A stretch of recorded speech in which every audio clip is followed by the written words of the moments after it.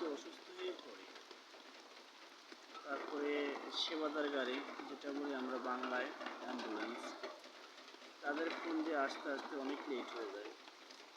তার ভিতরে রোগীদের তো খুব অসুবিধা বেশি হয় বটে। দেখেন, আল্লাহ যদি আমার তৌফিক দান করতো, তাহলে আমি একটা অ্যাম্বুলেন্স কিনে যেতাম।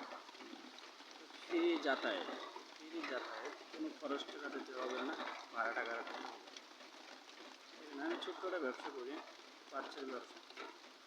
তারপরে আমার আল্লাহ অতটা তৌফিক দিতে পারে না বিধায় আমি একটা গাড়ি কিনে দিতে পারতেছি না।